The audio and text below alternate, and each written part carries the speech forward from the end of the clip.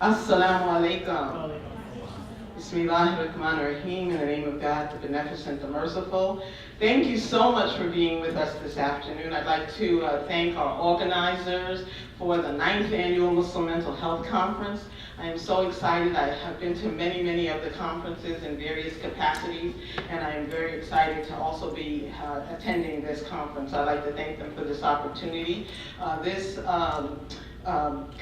segment of the conference actually is kind of a joint effort and partnership between the Muslim Mental Health Conference and the Islamic Social Services Association USA. So we're very happy to be here with you today. Just a little bit about my background, and you certainly can read it, but I always like to tell it because then it gives me a chance to kind of calm down. But anyway, I'm a retired Arizona State University professor. I've been a social worker for 40 years. I know I don't look like it, but mashallah. Alhamdulillah. So if it says nothing else, it tells you that I am very passionate about social work and very committed about helping people, and have been very blessed to have the opportunity to help people in a number of different capacities. And one of those capacities has been as a professor. And so in Arizona, I have had the blessing and opportunity to have taught a number of the social workers, many of the social workers in Arizona. So I'm very happy about that. I am a native New Yorker. Yay! But we've been in Arizona now about 35 years. So second home. Alhamdulillah. What else can I tell you?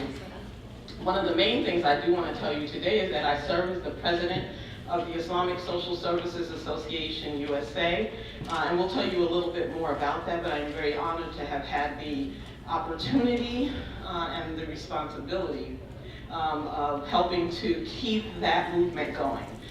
Social services has been a movement, really, and I can see in many ways it's coming to fruition. I'm very happy about that.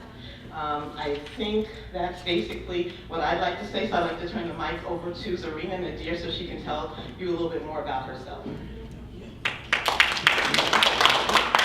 Assalamu alaikum, everyone. Thank you so much, Dr. Nadir. My name is Zarinah Nadir, coming from Phoenix, Arizona as well. I am honored to serve as the Secretary of the Islamic Social Services Association, but by profession I am an attorney. I am a family law attorney, I'm a juvenile law attorney. Sometimes I like to say I'm on the social work side of the law. So I work with your divorce issues, your child custody issues, issues related to families having abuse or neglect allegations, children accused of committing crimes. This is my primary practice area. I'm very passionate about individuals, families, and communities understanding their rights, because if you do not know your rights, you do not have any. And oftentimes, being the daughter, I'll just put that out, you see our same last name, so I am her daughter. And being a daughter of a social worker, community engagement and community involvement is not something that you do by choice or just because it's fun and it's cute. It's because it's an amana. It's a responsibility. And so I have been blessed to be a part of establishing a Young Muslim Women's Association in Arizona. When I was 15 years old, it's still running. It's the longest running civic organization in our state of Arizona. It's called Al-Mu'mina. Thank you. And what we're very proud of is that a lot of the graduates from Al-Mu'mina are heading organizations in our community. So the mosque has Al-Mu'mina grads on it, a lot of the different groups, the boards, so which is fantastic.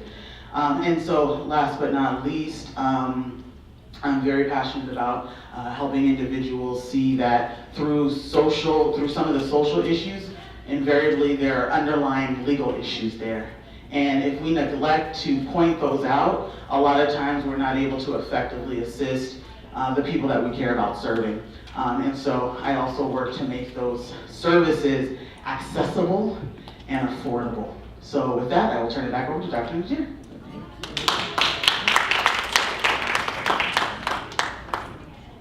Are you the one with the timing? Okay, so it's half an hour later than we were supposed to start, so do we still get 2 hours or just an hour and a half? So that's fine. That's okay, I just need to know what I'm working with. Okay.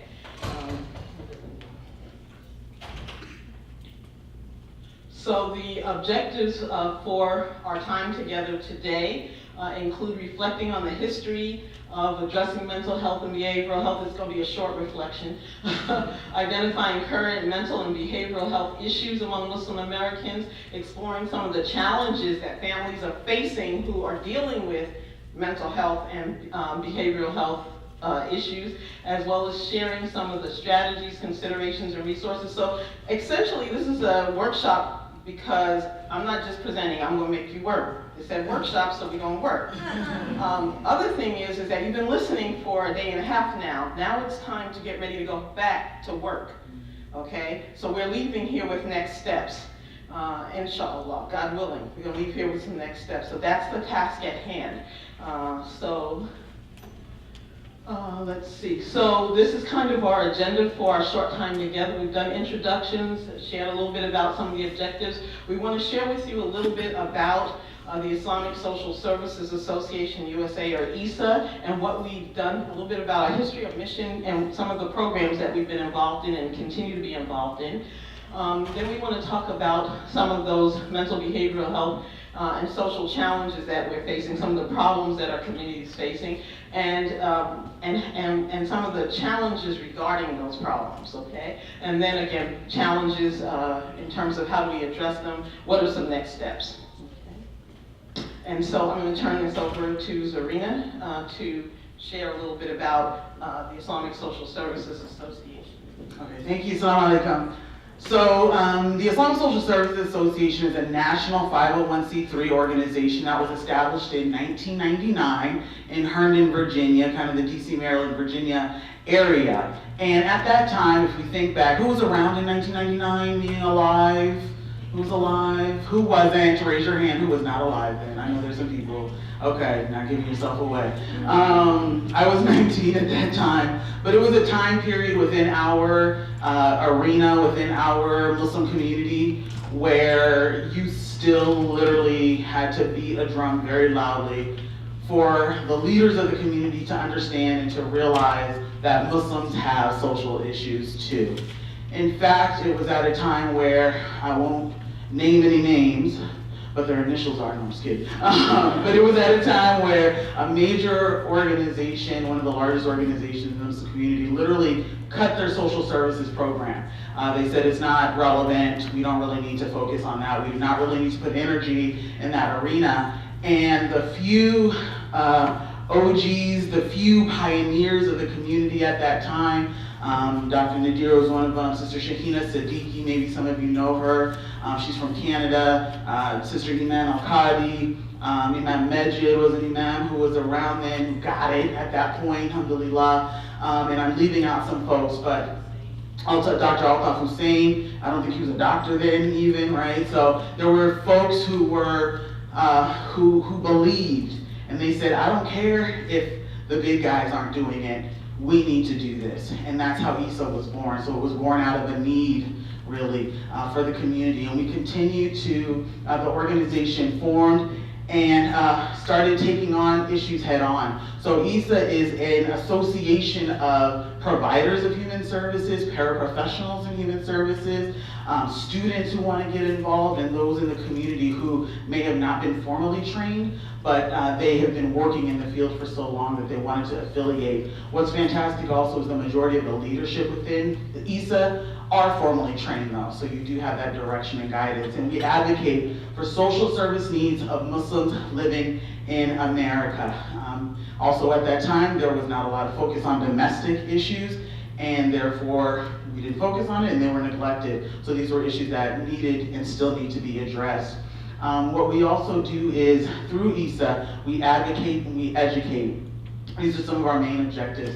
We train Muslim organizations to help to build their capacity to be more, to be able to serve on a larger scale and to serve their communities effectively. But we also work with mainstream communities, those individuals who may be working with Muslims, clients as well.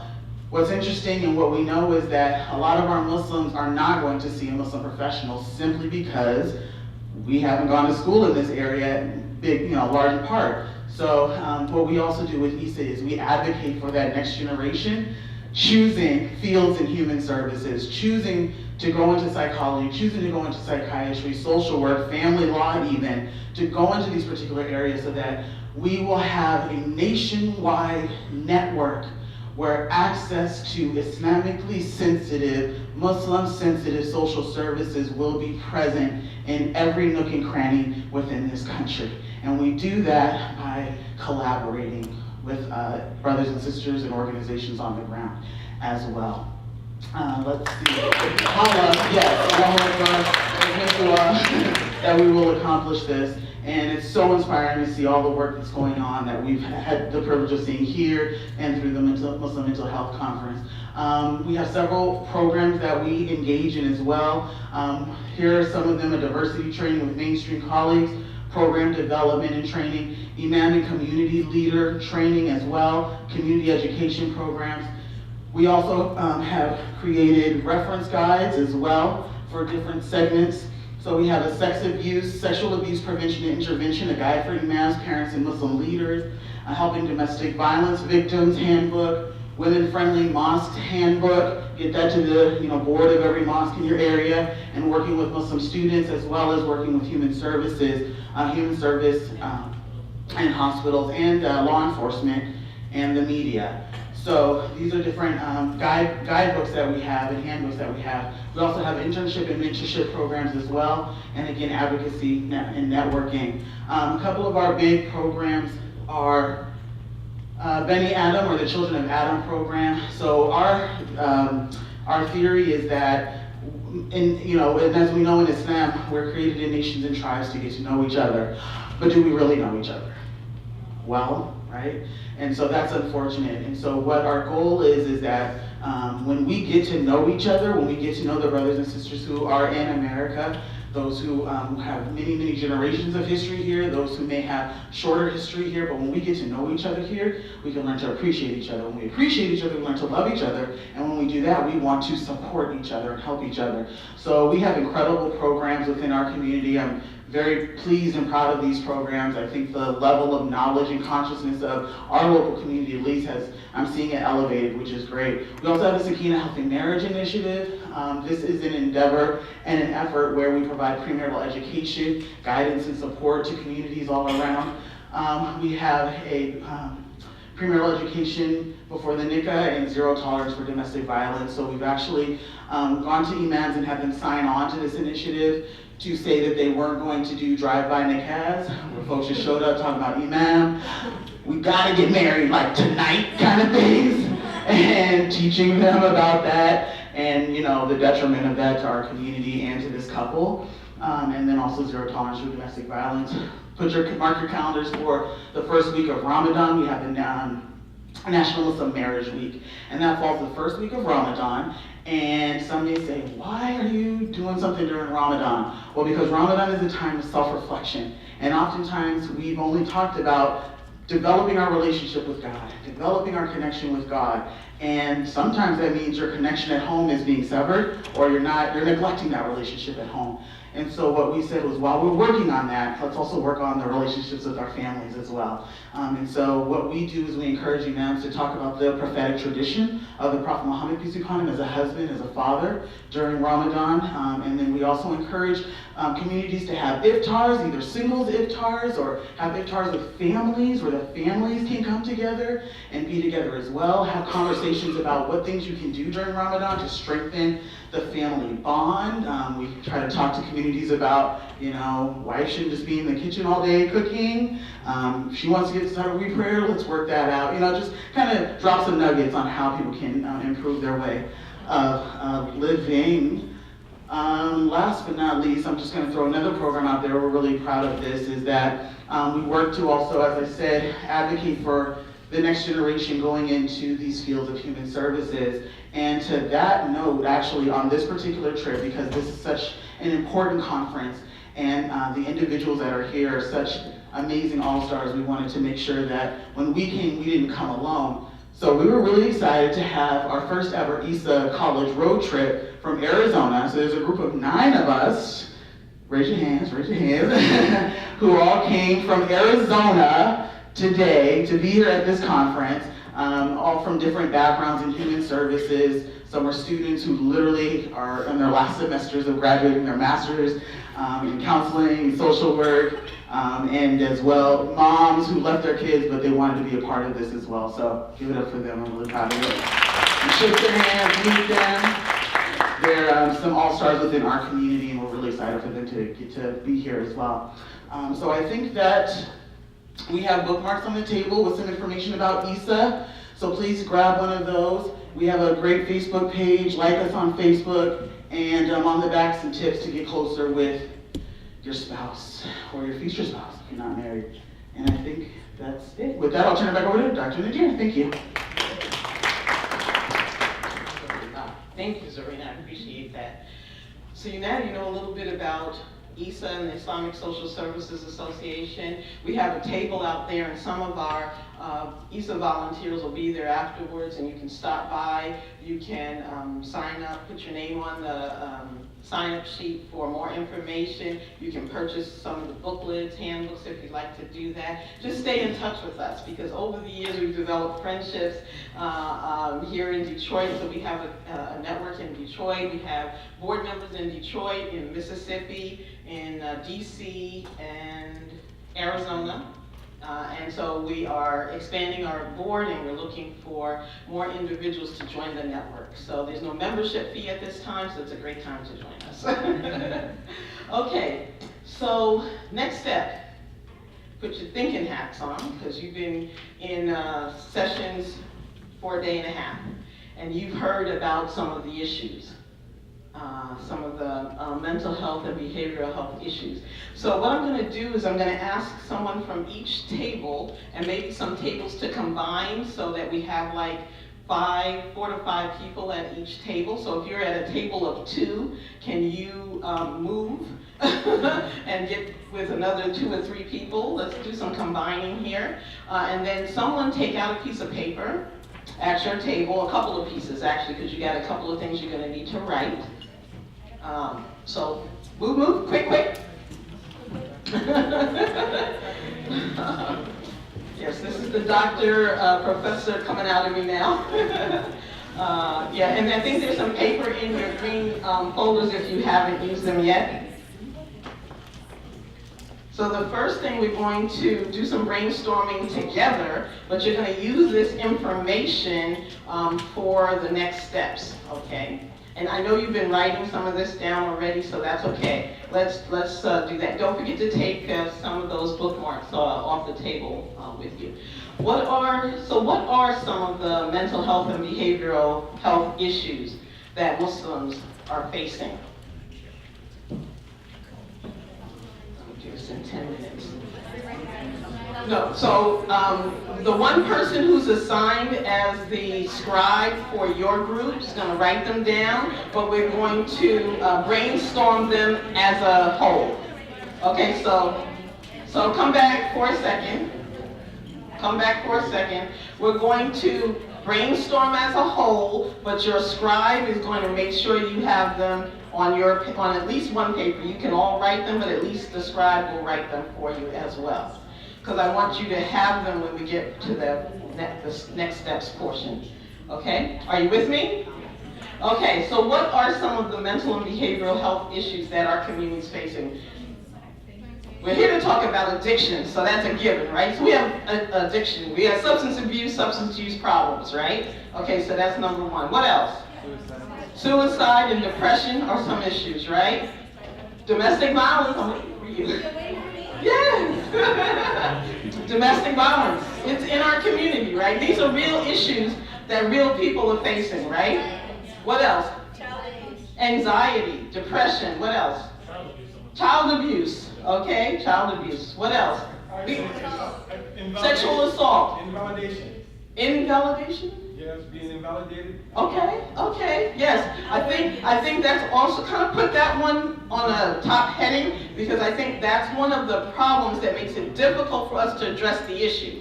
Okay, so not feeling validated, okay, or not being authenticated either. Yeah. Elder abuse, yes. So stigma is part of the issue that makes it difficult for us to address these. So put the stigma on the side, okay? Sir? War-related trauma. We've got a lot of people experiencing war-related trauma, post-traumatic stress disorder. Hood-related trauma. That's just like living in the hood gives you a whole lot of trauma. What else? LGBTQ issues, yes, and understanding their role and place even within our own community, and how do we help them and work, be a community, okay? How about religious bullying or religious abuse? Religious abuse, we do have that. Eating disorders, yes. Eating too much chocolate when you should, use it, issue. OCD, so different mental health challenges and a variety of them we've mentioned. Yes, pornography as an addiction. This is a conference about addiction. I didn't hear anything about pornography, but that's a huge issue, right? Right? Yes, ma'am. Personality disorder. And did you have your hand up also? Yes. Like marriage and dating. Oh yes, marriage and dating is a big. Not marriage and dating, well, dating is an issue for Muslims, but marital problems we've got marital problems, we've got divorce issues, we've got dysfunctional marriages, right? Okay? Cultural differences, I think that's an issue that makes it difficult for us to get, so put that one on the other side, okay? The cultural issues and how we deal with them or don't. Yes, sir? I think he's told, but I got something else. Gap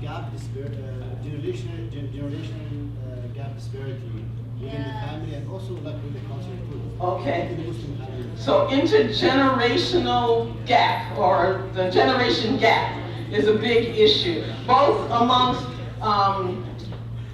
Muslims who've been here and raised, even my kids, for instance, I'm a convert to Islam. I've been a Muslim about 40 years. My kids, my family's from here. I've been here forever, but we still have those challenges and those differences. But as well for those whose parents have come from another country and they've been raised here, so, and none of us were raised, even though, let's say for instance, my counterparts in my peer group, they were raised somewhere else. I was raised here. Our kids are all being raised here, okay? And so the challenges that we all face are, we never raised Muslim kids here. As a convert, I never raised Muslim kids, right? So same challenges. What else do we have as some of the mental health and behavioral health challenges that we're facing? I think it's only for the orders that when the children become the age of majority or the age of legal age, so then it becomes a challenge for the parents that they lose control over their children. So it comes back to the parents only. Okay, so parents and the relationships, difficult relationships between parents and children when children are now young adults, okay? And sometimes parents aren't able or ready to accept that, okay? Yes, ma'am. Neurodevelopmental, so autism, ADHD. Autism and ADHD, thank you. Did I see it? Yes, ma'am. Identity confusion, and we're experiencing a lot of that. Hate crimes. We talked about Islamophobia as being serious. We've said also that there are hate crimes and it's not even being recorded the significant amount of hate crimes and bullying that Muslims are experiencing at different levels and stages of life. So these are just some of the issues. Zarinah, if you can, actually. So many of the points that you mentioned are on this list. Some are not, but many are. Islamophobia, discrimination and bullying, post-traumatic stress disorder, suicide and suicide ideation, depression, postpartum depression. We didn't mention that particularly, but we do have a significant number. I mean, we're a community that has children, and one of our significant issues is the issue of moms having depression but not having resources or supports for this, or even a recognition. I mean, this should be a happy time. We're Muslims after all, right? But sometimes there are difficulties that we face in that. Identity issues, someone mentioned, hold on. Paranoia, unresolved grief, and loss. So in our community in Arizona in December, I think our masjid, because the Islamic Community Center of Tempe is responsible for the washing and the janazah for Muslims in our area, I think there were 18 deaths in the month of December. So, and that's a smaller community, and that was a lot. So that means there are a lot of people experiencing grief and loss without grief and loss support. So very significant for us. Family violence, we mentioned, both spousal, child, and elder. Extreme thinking is another issue that's plaguing our community, and something that we need to get to. We're here to deal with alcoholism and substance abuse and then co-occurring disorders. So most of them we mentioned. Did you have another one that we did? Racism and sexism. I think that's also a challenge that we face that makes it difficult for us to get to these. Okay, so put that on the side. Yes. Could you elaborate just a little more on extreme thinking and what exactly that is? So we're in a time when, first of all, Islam is about the middle path, right? And we've got a lot of people thinking, on either one way or the other, thinking very extreme thoughts, and those extreme thoughts are causing both them internal issues and mental health issues, but also issues for our community. And that's why we have groups like ISIS and so forth. Okay. Yes, brother. Keeping your kids trapped in while still allowing them to watch anything on TV and things of that nature. Okay, so that can be part of that. That's an extreme kind of way of handling things. We need a balance. We need to figure out how to balance parental, how we as parents raise our children. We'll get one more and then we're going to move on. Unemployment and poverty. Unemployment and poverty, thank you for not letting us speak. And homelessness and hunger. Unemployment and poverty, homelessness and hunger are also issues. And while there's social welfare, social issues, many of the people who are homeless and hungry and in poverty are facing mental health problems that are not being addressed. And so this is definitely a serious connection to that. Okay, so we have this, right? Because you can't attack an issue if you don't know what the problems are, right? And we've heard much of the research on the subject, so we have some background. We can take that home. We have heard some practical discussion about how some agencies and organizations are handling it, okay? And then we're going to go on in a moment now to look at, well, what are some of the other pieces that we need to kind of think about so that then we can look at the next steps. Yes, ma'am? The lack of unity and disputes. That's, okay, you got us right to the next point, so hold on to that. Let's go ahead.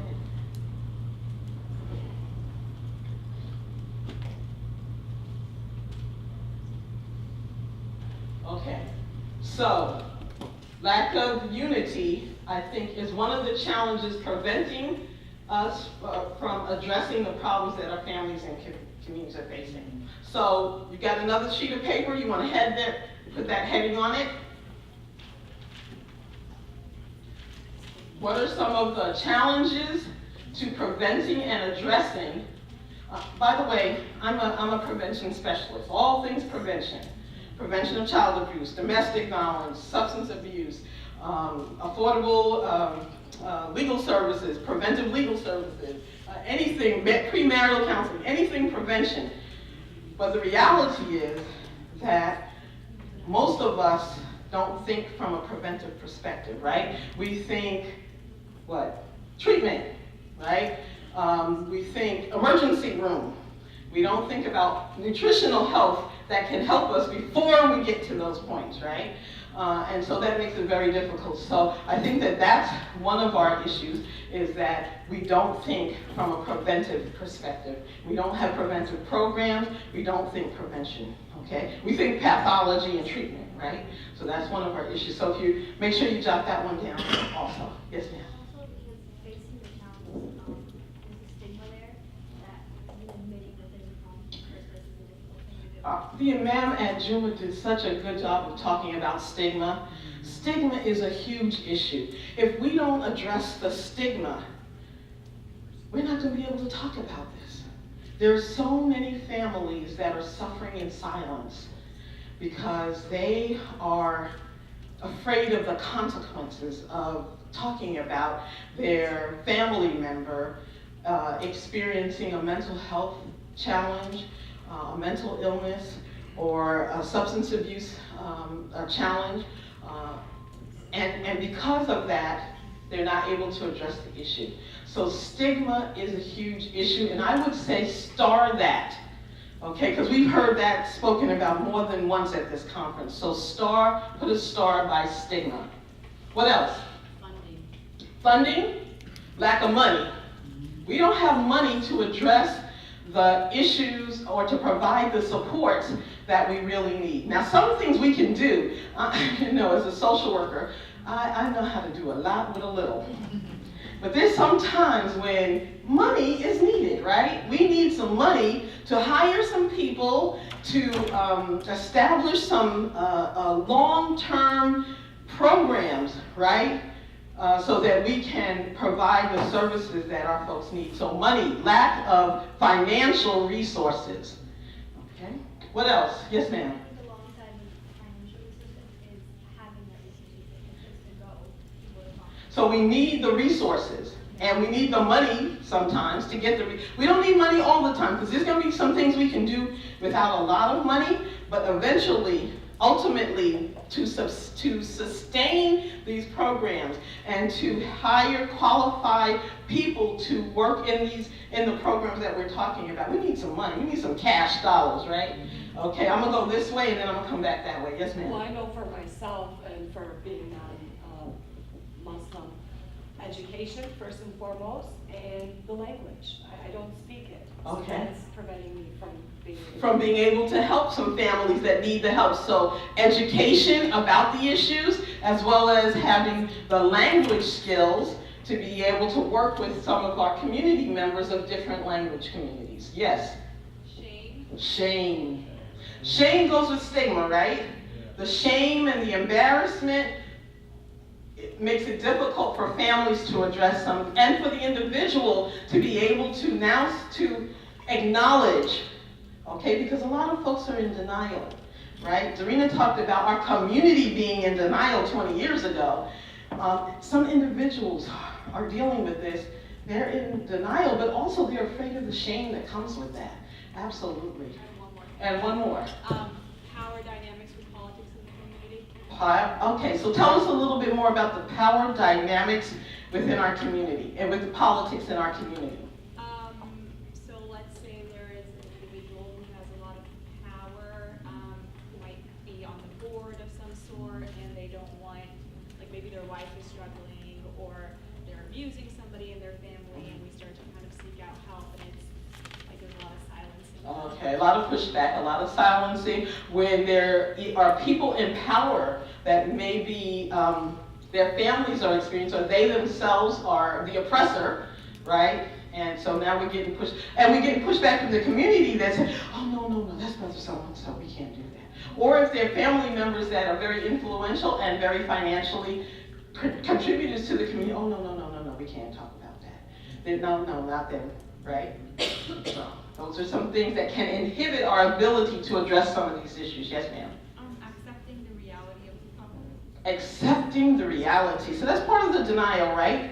So, and at a certain point, we have to accept and acknowledge. So in our trajectory as a community, we were at a place where we're like, no, we don't have these problems.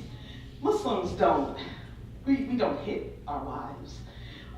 And if we do, well, not something to bring out in public. I mean, that's dirty laundry kind of stuff, right? Muslims we don't do drugs and alcohol, and we don't have mental illness. I mean, and I guess some do, but move forward.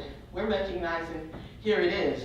Bam, slap us right in the face, all right? And we've got folks that are needing some help and some assistance, but because we weren't facing the reality, now we've got to kind of do some hurry up and catch up, right? Yes, brother. Yeah, I came from Las Vegas for the imam training, and when I informed the other imams that was attending, the majority of them said, well, you better let everyone know, because they might think you're being innovative and off the path. So one of the things I would say is inadequate and ignorant imams. Okay, all right, that's an imam talking. He said it, I didn't, okay? And it's not all imams, of course, but we have enough of them, our dear brothers, who are not well informed, who are ignorant. It's the ones that give us the pushback. There are some that don't know, and they know they don't know, and they're willing to come along and say, okay, this is not my area, I don't know this, I'd like to learn more. They're the ones attending the imam trainings, like yourself and some others. But then there are others who just, they're giving us a whole lot of pushback, right? And they're not supporting this effort. Yes? And as clergy, just as you were speaking about also extreme sexist views amongst the imams in communities. I found sisters who couldn't get help from their imam. Or who may not have wanted to. Or may not have wanted to, and that's a very, when you've been put in a state such as that. Yeah. So our imam is saying we have extreme sexist views among some of our imams, which is making it difficult for us to address some of these issues. So the women either don't want to get help or they can't get help. Okay, in a variety of, whether it's a marital situation, maybe it's a need for divorce, right? There may be a number of other things, but they can't go to their imam to get the help because one, they're concerned that he's not going to be there really to help them, and perhaps taking sides, okay, and not really there to help the family. Yes. I would say that I've been noticing that there's a lack of positive self-image on our existing culture. A lack of positive. Like we're starting to I think we're lacking the positive image of our culture to some extent, and we're going down a very quick route for assimilation. And I think that brings about some problems too, and that causes an identity crisis.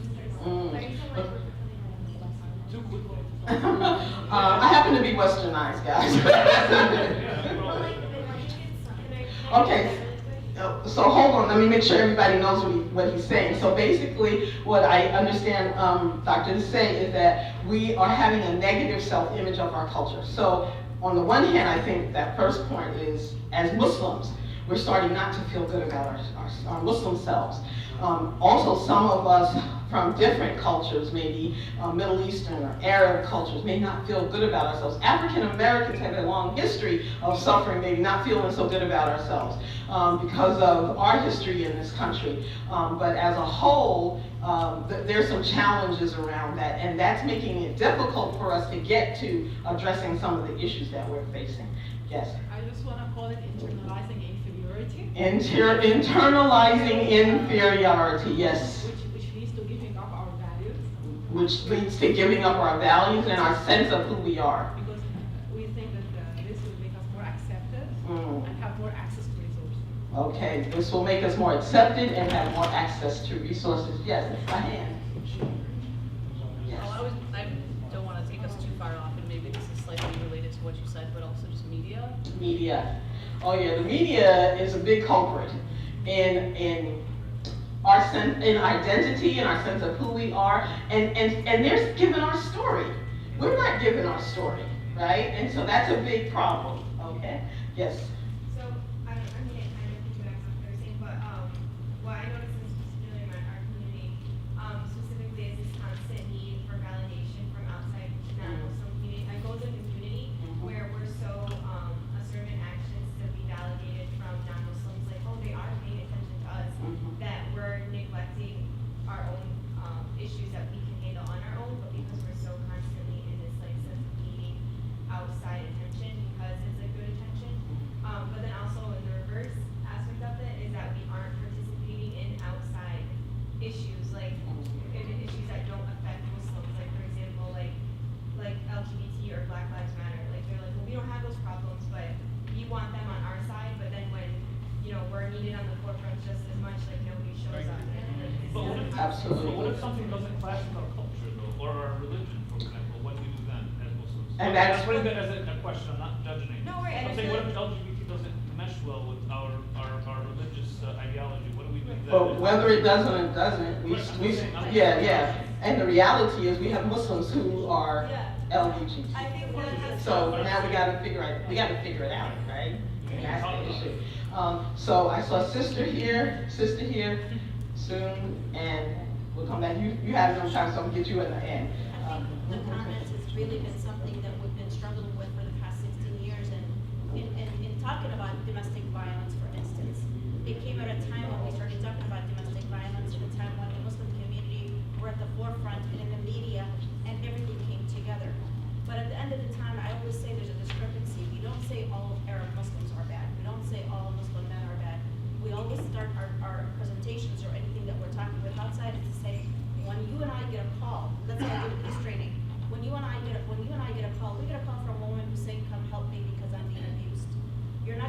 told us is, come meet my wonderful, beautiful husband, who's a great provider.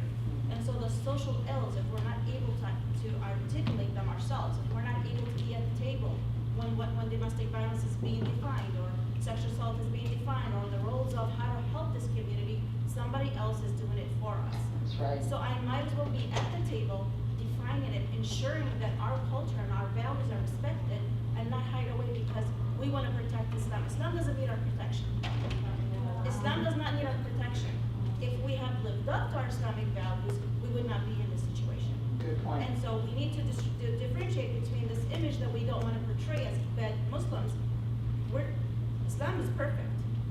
We're not following it to the true essence of what Allah has asked us. Women we got our rights 1400 years ago. That tells me I have a right to an education, I have a right to an inheritance, I have a right to my name, I have a right to ask for a marriage, I have a right to initiate a divorce. If I work and I make my money, I get to keep it. If I give it to my husband, it's out of charity. Thank you. Mm-hmm. All right. So at the end of the day, we have many rights, but the issue here is that we're not exercising those rights. We're not exercising those rights, and we're not at the table expressing And changing policies. And changing policy. Yeah. Angelica? I kind of don't want to say, well, I'm not going to say what I was originally going to say. But, because I think, I'll just say it at the risk of offending people, and I don't need to be offensive, but I think a lot of Muslims, particularly Muslims who are from countries where their skin tends to be lighter, have a sense of aspirational whiteness. And so a lot of the identity challenges and the mental health challenges comes when it's like, oh, I'm not white? No, boo-boo, you're not white. So what needs to happen is if I see you burn yourself and you heal yourself, I'm gonna ask you, what did you use? We've been burned. I'm talking black folks, black Muslims, and black people in general. So we tend to other experiences within our own community. Instead of saying, what lessons can we learn from civil rights? Are there lessons we can learn from? You know, you don't have to like gay people, but I'm gonna tell you something. They know how to advocate for their rights. Is there something good in that we can take from it? Without compromising our values and who and what we are. It just becomes disconcerting when you see elders in the community who were a part of the Black Power movement, who were a part of organizational structures that brought about change, and they were wondering like, oh my God, what are we gonna do? Well, ask those who know. Isn't that what the Quran teaches us? That if you don't know, ask those who know. So, And the Prophet showed that himself. So I think we have there was someone in the back there. Did you have? Yes, please. To add one little thing, it's similar to other people pointing out, but lack of accountability. Lack of accountability. We're oppressing others who were misusing their power, influence in the community. Yeah. So lack of accountability with regard to those who are oppressing. There's also a lack of trust. Okay?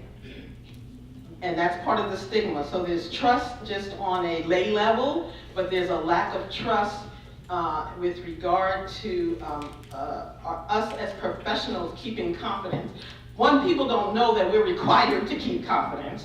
And then on the other hand, there may have experienced some who didn't.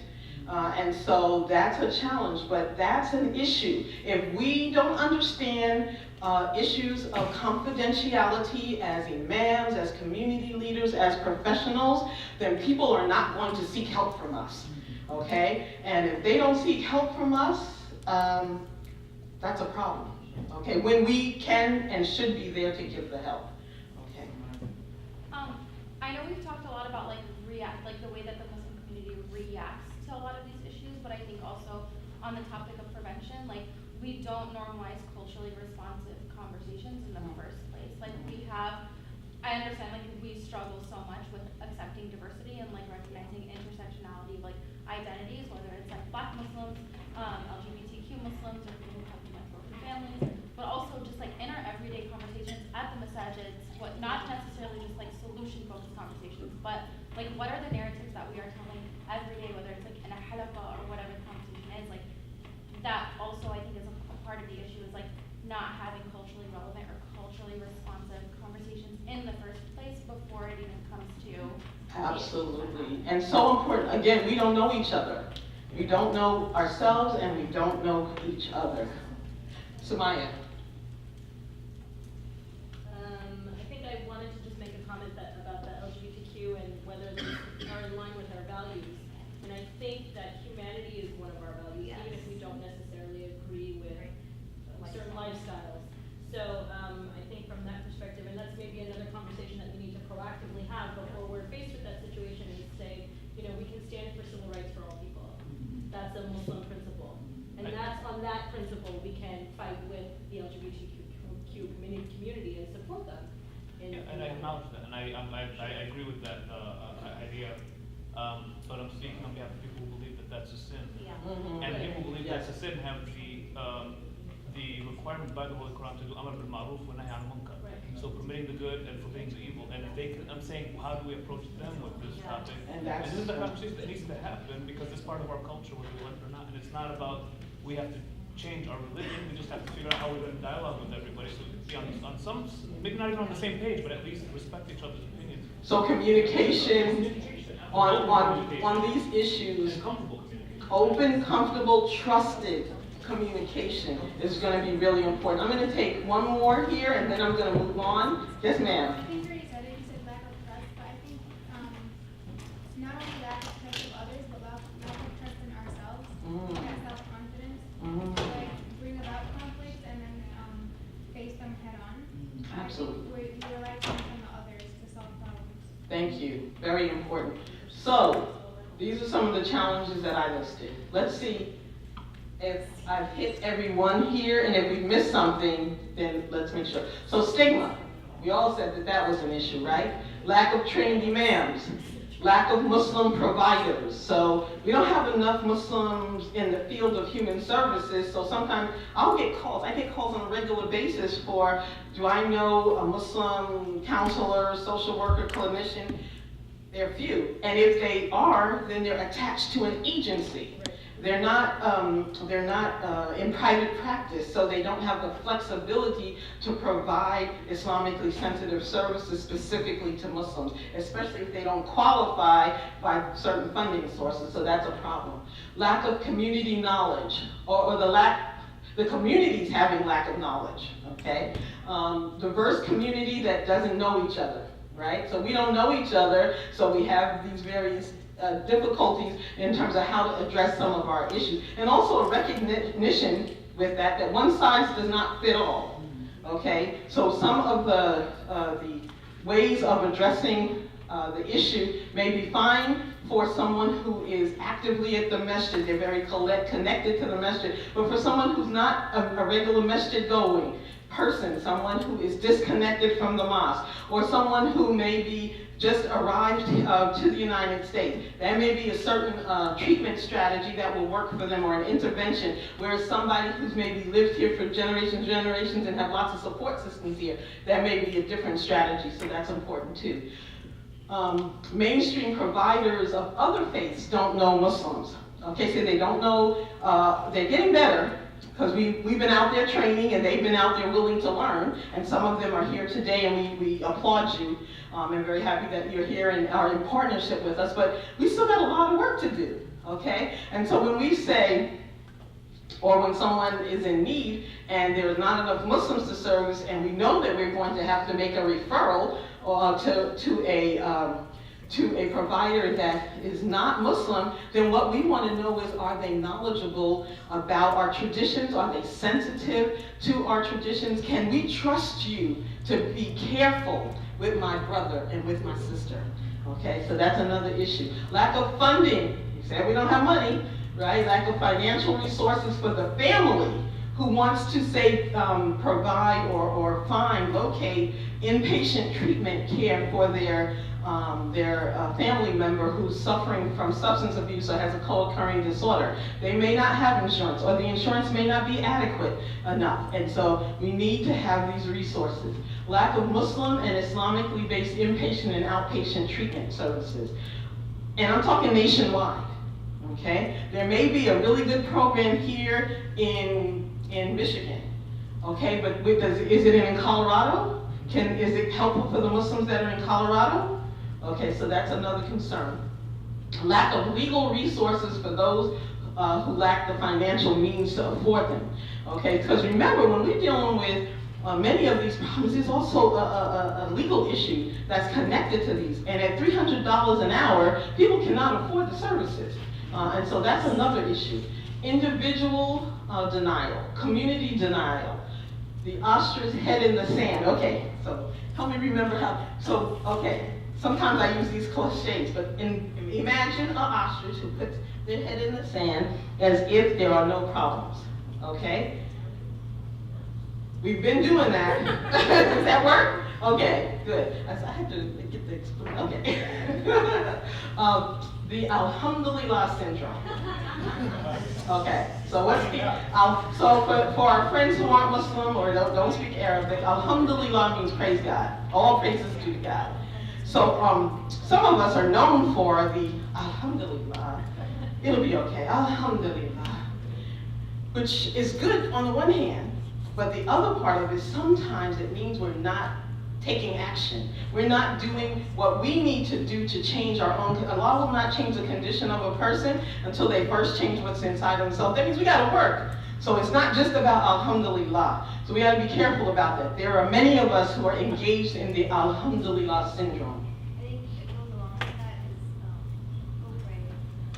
is Good. Right, the prayers alone. Prayer, what did the Imam said? Prayer and efforts, there's some deeds, there's some work that we need to be engaged in at the same time. Yes, Imam. Even to support, I'm glad you say this because you have the Alhamdulillah. I was going to say you have the, even with Inshallah, you have a Inshallah, and they haven't done it yet. But in the truth to the Masjid, he says, Al-Hatta Yahdin Allah. The people who wait and say, until Allah guides me. And you have too many people waiting and too many problems in the community for us to wait anymore. So I just want Thank you, brother. Absolutely. Broken criminal justice system. So for many of the issues that we're dealing with, we are connected to the criminal justice system. So if it's a substance abuse issue, that's a legal issue. And we have some people who have broken the law, okay? But was it, I think one of our speakers reminded us that this is a health issue. This is not an issue that requires or should require incarceration. Because when people are incarcerated, they're not getting treatment. Okay, so that's another issue. Historical racism, daily microaggressions, Islamophobia, lack of trust, lack of understanding of confidentiality, lack of understanding of the duty to warn, because some of us are obligated to that. And I know that in some of our full-time Islamic schools, we're faced with do or not do, right? So that's a challenge, and the lack of CPS protocol in our masjids and in our Islamic schools. Was there anything so this should have summarized most of what we talked about. Did it, or did I leave anything out? Yes? Yeah, most of it. So I just wanted to say theology, using theology as a way to push for or against something. So according to sometimes people don't reject that. So sometimes people use and misuse theology, but I think Dr. Tariq in his presentation, he cited an article with Dr. David Hodge and myself that talked about the use of CBT and Islamic perspective. And so we can utilize some of our theoretical perspectives and methodology with Islam, and so that can be very helpful. I'll take your point and then we're going to move on, because I got work for you to do. How much more time do I have? 40 minutes. Okay, oh, okay, you're doing good. 32 minutes. 32, okay, 32, go ahead. So I'm not sure if there's a term for it, but she mentioned taking accountability, but I wanted to point out that in live conversation is that we have this constant need to not make people uncomfortable, but these conversations are uncomfortable. Like even just a few minutes ago, she was like, well, I didn't want to offend anyone, but her statement was very powerful. Yeah. So if you're offended, it means you're doing something wrong and nobody wants to change it. So that type of accountability needs to be taken in order to move forward. Nobody wants to admit that they're doing these microaggressions because we think that because we're Muslim, because we look a certain way, that it's impossible for us to be conducting microaggressions onto another person. And I feel like these conversations shouldn't be shaped around like you don't want to offend anyone, they should offend you. And then once you get offended, it needs to be Some work. yeah. How about what is that? How do we approach that? Oh, yes, Oh, right. and definitely we need to, yes, so we need to have sensitivity and good etiquette, but we need to have the tough conversations. Time out for, I was gonna say something, but I'm not gonna say, okay. terminology. Okay, so now it's time to work, okay? We know some of the challenges, we know we got kind of the historical context, we know some of the problems that we're facing, we know some of the challenges that are keeping us from addressing some of these issues. So now your task is to come up with some next steps. Okay, you're getting ready to go home to your communities, right? And how many of you been to conferences where you sat in presentations, said, oh, that was nice, oh, that presenter was so good, and you know, I would have liked to do something, and then when you get home, you've done nothing, right? But remember that you went to a really nice conference. Okay, so we're not doing that here, right? I challenge you and me to go home and go to work, all right? So you've already assigned a recorder who's been writing. Now I've got a little bit of a challenge. I haven't figured this part out because I don't want everyone to write about the same or to process on the same issue. There were some key issues, so let's go back here. Stigma is a big one, so we'll start that one. Funding is another big issue.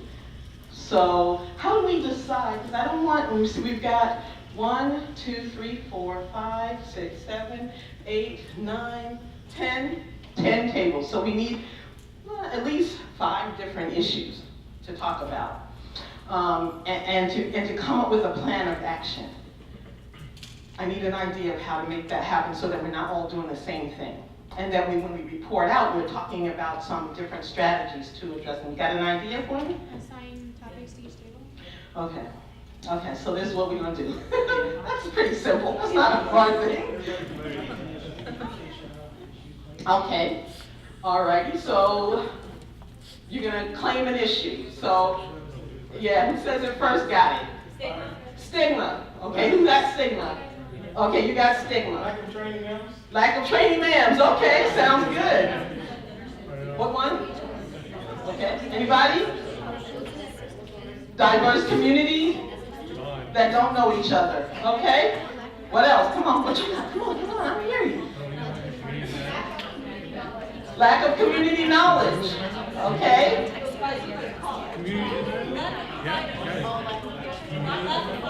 Lack of providers. Who doesn't have a topic yet? Like, okay, you're gonna take lack of community knowledge too. Okay, that's fine. That's okay. That's okay.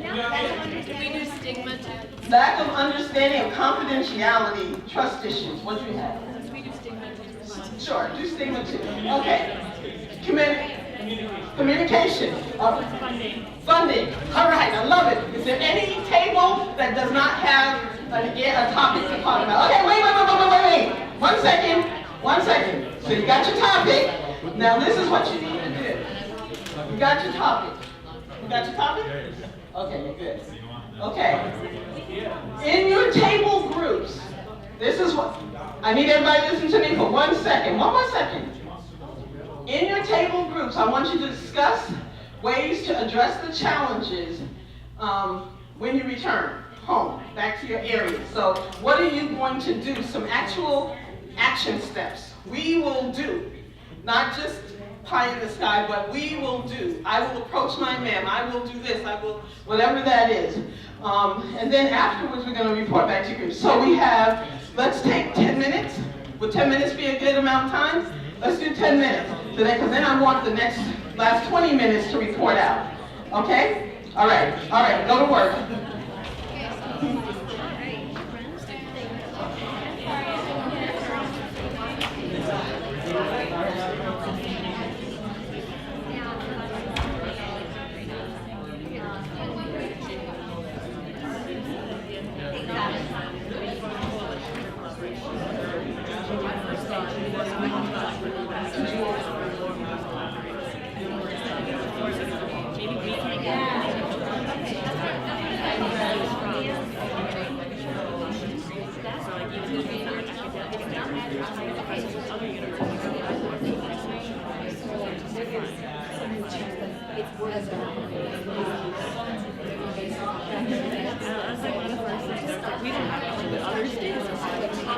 So let's say a lack of training, right? availability of like training because I think while they might be in service with electricians, but training is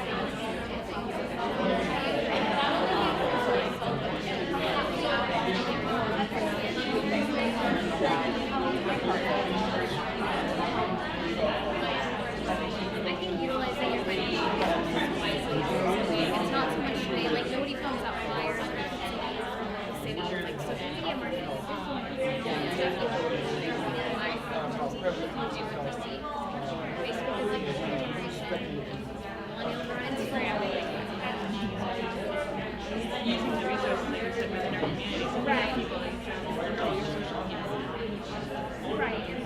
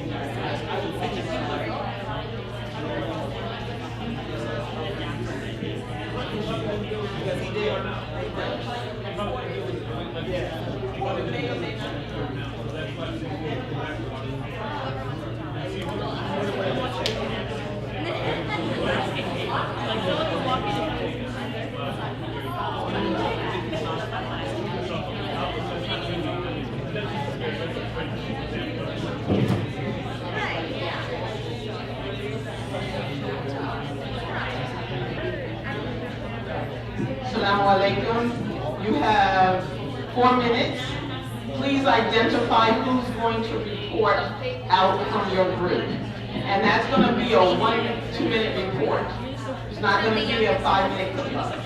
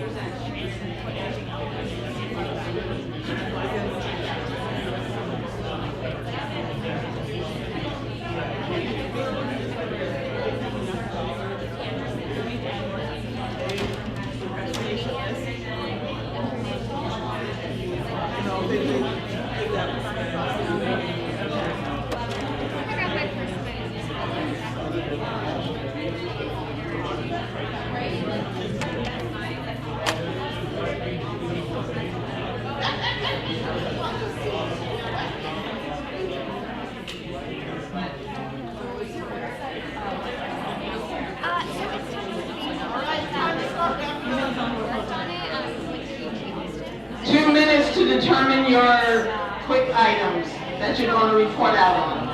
So we found it, but the idea for it is to be a national brand. Like the website, we have a team of people who also think that's I think I was like on Facebook, applying and going to and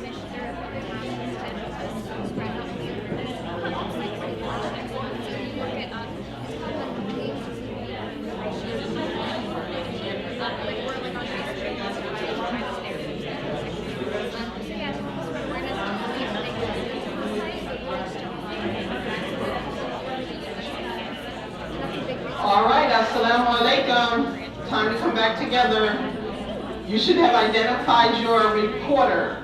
Somebody was scribing, now someone has to report. You didn't get the extra 5 minutes, did you? Okay. 2 minutes. 2 minutes to report what you came up with. And I know that's not enough time, but I have a time constraint. My hope is that before you leave, you will exchange phone numbers so that you have a peer buddy. So when you go back to your lone area, wherever you're from, and there's nobody else there that was at this conference and knows all the wonderful things that you learned, you have somebody else to talk to. But now I'm going to give you to each table 2 minutes to report. You're first.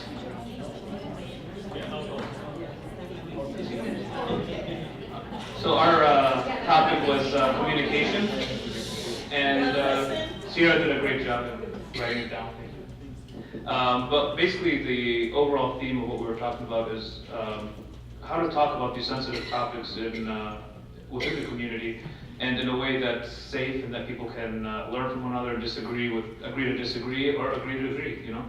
And we came up with some ideas that creating these type of safe spaces or I mean, not the best, maybe not the best word for it, but like these talks at the maybe masjids and centers that actually revolve around these topics that we talked about today, and open up the taboo, you know, bring in these taboo subjects and talk about them at the mosques with the youth. You know, it doesn't always have to be a huge gathering, but you know, whoever can come, and let's talk about it. Let's agree, let's disagree. Let's bring these things to the forefront.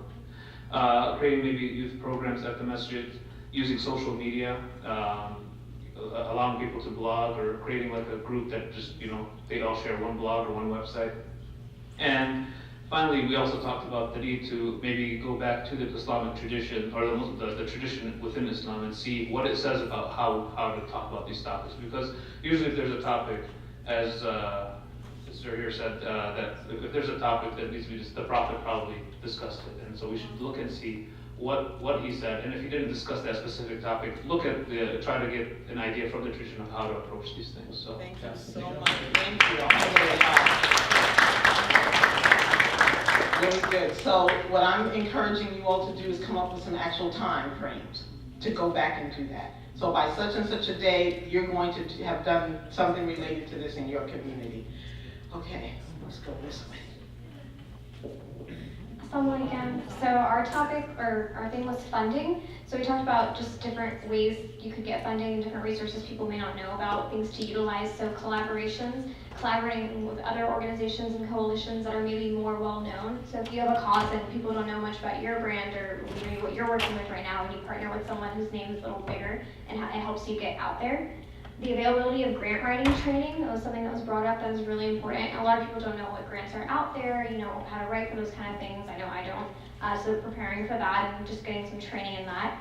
Utilizing the members in your community. So we talked about, you know, different levels of marketing, and if you're trying to reach like millennials, for example, you know, you don't want to do flyers, you want to do like Instagram and Facebook, and what better use of that than to go get the teenagers from the mosque and be like, hey, can you help me Instagram this, or, you know, do whatever you need to do. Working with grassroots organizations was another thing. They can definitely help out. They're on the forefront there. You have access to them. There's several in different communities. Along with that, utilizing your finances wisely, right? It goes kind of back to the marketing thing. There's so much out there in terms of trying to help other people. So many new platforms. Things are very innovative and changing all the time. Lobbying was another thing that was brought up, the importance of lobbying and being able to do those practices and get in touch with people who can help you and who can make a difference, as well as being knowledgeable about the different funding options. So we talked about grants a little bit, but there's so many out there that you could use and could help you in the resources. Thank you. Nice job. Okay. You're tasked to a date to identify 1 or 2 grants that you think will be helpful in addressing some of the issues. Now, as we're going around here, I'm recognizing that you probably want a copy of that. How are we going to make that happen? Those of you who are more tech savvy, start thinking about it so that we can figure that out. I'm not, so, okay. Place it on the app. Open on the app. Oh, there you go on the app. Okay. Peace and blessings. Our topic was lack of trained imams, and I'm thankful that we had Muslims and non-Muslims at our table, so it was a very good view that we dealt with. And the initial thing of even getting to the trained imams was the initial invitation, you know, especially with this beautiful field, and there are a lot of women. Maybe there are some communities which wouldn't be as accessible as others. Sending a letter or an email or on the ground work or getting the internet and assessing the culture of the community. Because to take, for instance, an invitation from an inner city community and a suburban immigrant community, it might not be the same. So there have to be 2 or 3 models that you have to use to deal with them. Also respecting religious views, either or side, actually in taking whatever fear you might have from your heart or whatever ways you might get in dealing with them, and trying to, and many times trying to find that middle person, because in many of the communities, if you're able to find one person in that community who can go on your behalf to the imam, they'll be open to train and take. For instance, none of this would have happened if it wasn't for Dr. Halim Naim. I would have never known this. The last few years I've come, and it's been phenomenal for me as an imam, and I tell all the imams to come. So that's pretty much what we talked about, to getting, I think all the imams in every city should have the training that they've had here this past weekend. Thank you.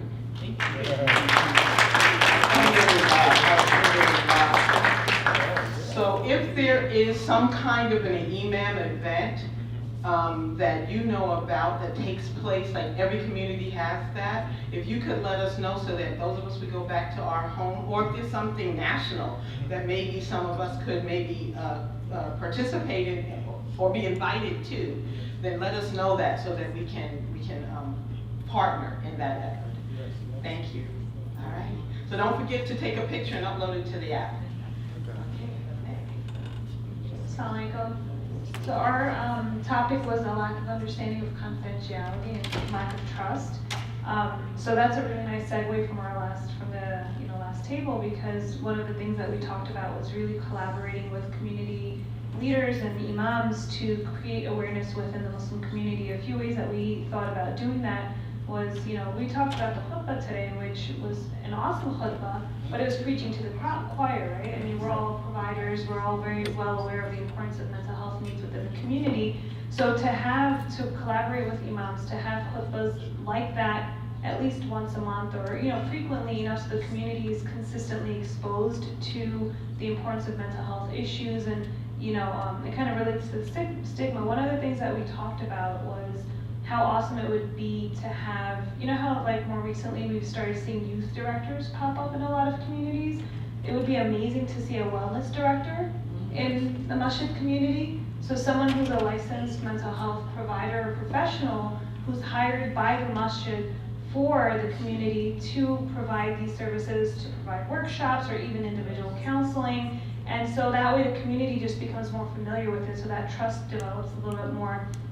Another thing and so that person would also then maybe, host events and create that kind of a segue between the community and just mental health services, and make resources more available and make the community more aware of what outside resources are available. The other thing that we talked about was just creating a brochure, like a simple brochure, like a just holding my paper here, but just having just basic issues that are common, right? So whether it's like relationship issues or feelings of emptiness or sadness or worry, constant worrying, and kind of playing them out there so that people know that if you're going through this, number one, you're not alone. Number two, that it's okay to get help, and then having within that like a frequently asked questions type of thing, where we address the issue of confidentiality, because there's this fear of, oh, if I go to a provider, if I go to someone, I'm airing my dirty laundry, and there's something wrong with that. And what if it gets out? And what if people find out? And so having a frequently asked questions section in that kind of a brochure where we address confidentiality and talk about it and make sure that it's very clear that these issues won't get out, and that it's not gonna ruin your reputation or drag your family through the mud or something like that. And then in the back, to have like a list of resources, maybe create one standard brochure that we, if one organization makes it, and just mail it out to the communities and leave the back blank so they can make like sticker labels and just stick the resources within their community on the back.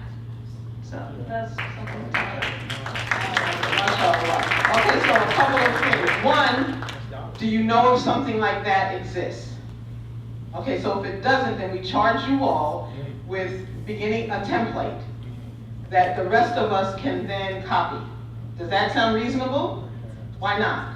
It's a great idea, and we can do a little bit more exploration, because there might be something, and I know AMP and some other, pardon me? Adams Center in Virginia. Okay, do they have something already? They have like an on-site therapist. I think it's like half that. Okay, so I was talking about the trifold. At the Islamic Center of Tempe, we have a wellness director, and she's here. So mental health wellness.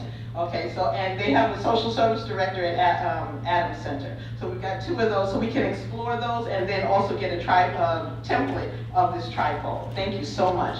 Why don't we go ahead and come to you all? All right, we still got a couple minutes. So we also addressed the lack of community knowledge, and the team here, you guys kind of covered everything we had. The only thing that I wanted to add is trying to relate it to our community. A lot of people in our community just don't understand the language of mental health. So relating it by telling stories. Storytelling is something that's extremely beneficial. So using the stories of the prophets that a lot of people hear on a regular basis, but we just don't know how to relate them. We're like, oh, these are highly humans that we can never aspire to. But actually bringing the story of Jacob and how sad he was over Yusuf ﷺ, that he went blind. He suffered depression. If you look at the signs and symptoms, because that was more than 6 months to get DSM. But anyways, taking these stories and simplifying them and bringing them and relating them to the mental health. And you know, all the other, I could tell you a story and a diagnosis for probably every prophet. Out of a respectful way, I'm not trying to disrespect any prophet, or they were human. And that's the thing that I think we're missing when we tell these stories. We actually distance people from the prophets instead of bringing them closer, because we're not teaching the human aspect of these prophets. The other thing that I wanted to mention, in Arizona we have a huge Mormon population, and we're very similar to the Mormons in the aspect of no sex, no premarital sex, no dating, no alcohol. So why can't we collaborate with the Mormon population in Arizona to see what do they do for the mental health of their community? Maybe they don't do anything, maybe we could collaborate and do something together. Actually, thank you. I think there is a LDS social services. So yes, maybe talking with them, we'll get more information about what they do, what they have been doing. So thank you so much. Okay, how about we come to you all? I feel a little nervous, like I'm gonna be held to the fire to make this happen now. Good. This is such important stuff. It is, yeah. So I am the president of the board for the National Alliance on Mental Illness in Michigan. And we are the nation's largest grassroots organization around mental health issues. We advocate, we educate, we do a lot of local support groups. And I really want to involve the Muslim community more. So that means I need to know more, and that means I need more Muslim leaders, individuals that care, to collaborate with me so that we can roll out some new programming that's geared specifically for the Muslim community. We have a section of the groups that we put on that's called FaithNet. We do not have a Muslim FaithNet.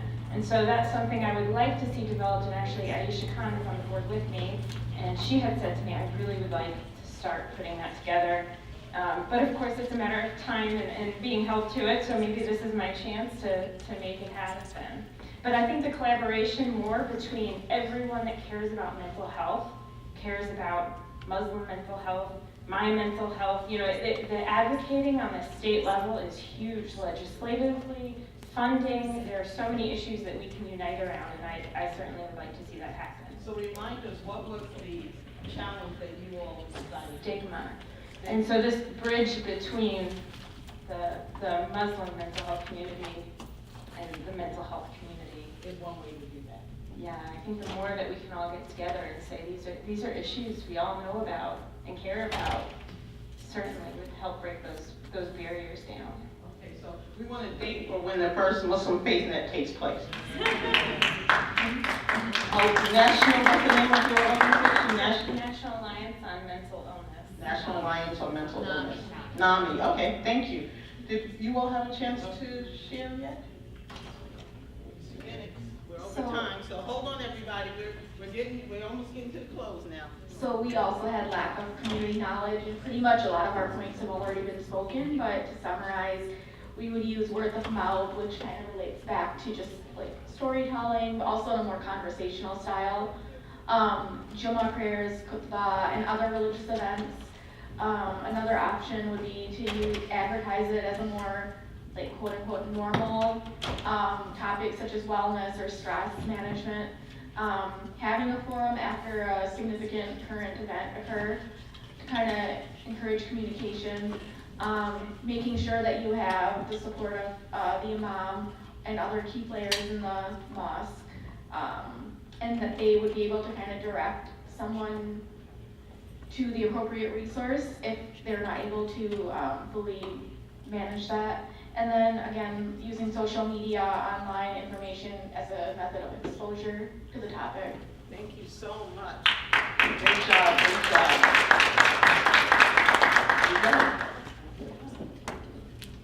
So our challenge was lack of Muslim providers, and we thought that a great first step would be to disseminate a survey to Muslims in Muslim communities about what they would need to have happen in order to feel comfortable with providers.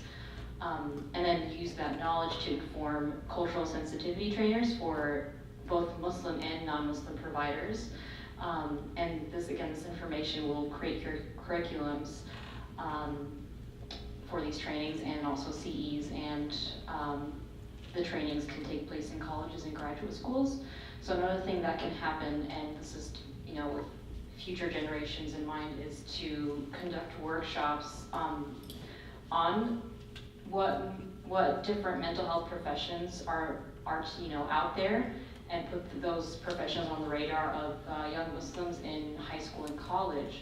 And these workshops can take place in settings like mosques, high schools, in colleges in conjunction with MSAs. And then also, in addition to holding these workshops, is establishing scholarships to encourage young Muslims to go into mental health professions.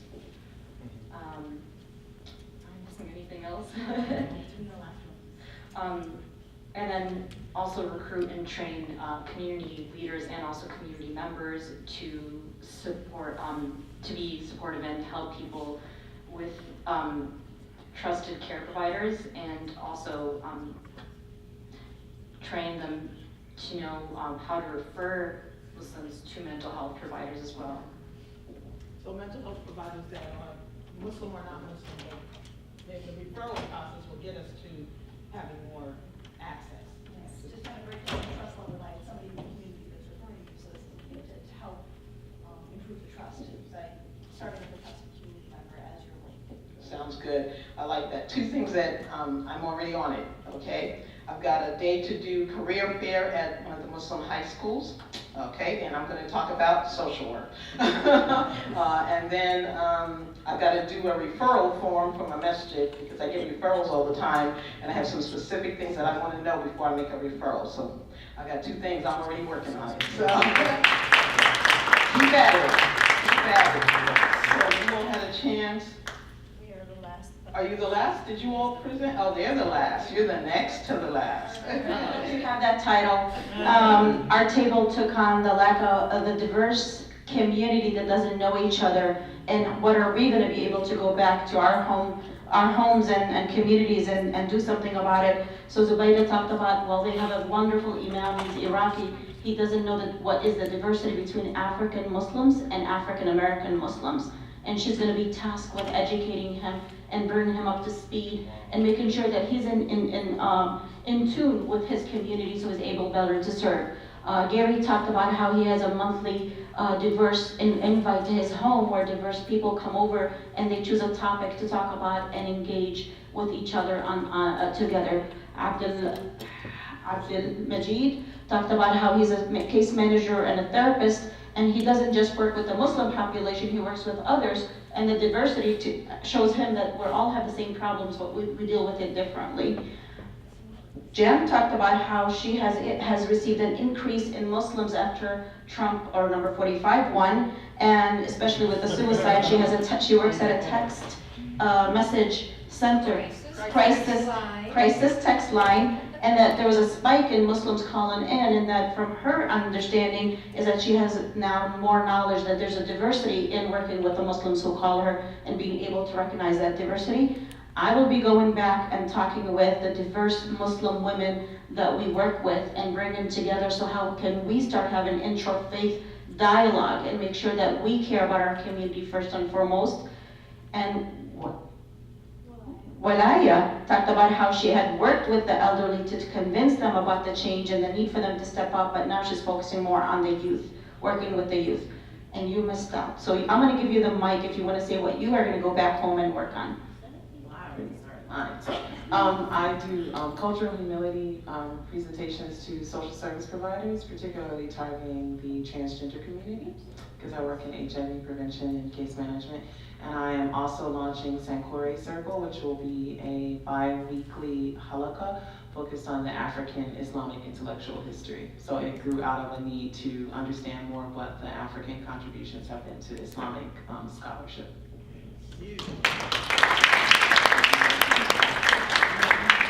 And I will also say that Sister Angelica was one of the facilitators in the Children of Adam project. If you want to know more about that, was some awesome stuff that we did this February and we have been doing to help our community learn more about the African American community, but we're working on some things related to learning more about the Somali community, the Latino community, the Arab community, so that we can all get to know each other. Yes, ma'am. All right, last but not least, here we go.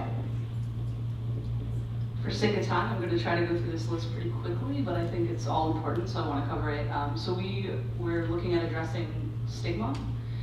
We talked about teaching self-love and formulating safe spaces, utilizing people already in the community, such as Dr. Abbasi, to do some cultural training at our health center, challenging stigma by action, so seeking positions of power ourselves, events around uncomfortable topics, and so we talked about having an anonymous concern box or comment box so that people feel safe to discuss the issues, and then maybe doing like a campaign, information education campaign through posters or other social media outlets, addressing some of those anonymous comments. Starting small for the events, we talked about how you actually get people to come to these events. Addressing microaggressions as they happen, collaboration between existing committees. So we talked about some committees that are more predominantly male that may not let females onto them, and then if there are sister committees, how do you get those two committees to talk? And finally, educating and involving community leaders more. So I know some of this is kind of pie in the sky, but well. Not pie in the sky, because it can be a reality. You know, some things we thought were pie in the sky, now they're, as we work on them, slowly but slowly. So give yourselves a hand, that was awesome. Did you not want to share? These ladies worked on something too, so you want to share some of your ideas? Just general discussion? Okay, that's fine. So I want to give you all a hand, and I want you all to give each other a hand, because mashallah, what you did today was take it from the theoretical and academic to the practical. So now the task is to go back and implement, which means that you're going to have to make some SMART goals, right? So by when, what you're going to do by when. You've got some ideas about what you're going to do, but now you got to firm them up. And my hope is that through the app, which I don't know how to use, but somebody will show me how to use, we'll be able to stay connected and stay in touch and learn and get to know what you're continuing to do. This was an awesome opportunity for me to be here with you. I hope that you remember the Islamic Social Services Association USA. I want to encourage you to stop by our table. Who's going to go out to the table? Will you go to the table? Okay, if you go to the table, then please, if you are interested in getting the booklet, if you want to take a couple of extra bookmarks with you, if you want to be able to stay in touch with us, please do stop by the ISA table and we look forward to being in touch. Take our contact information. We look forward to being in touch. Zarinah, you want a last word? No? All right. Thank you so much. Thank you very much. Excellent workshop. This session is over. We're going to be starting the next one.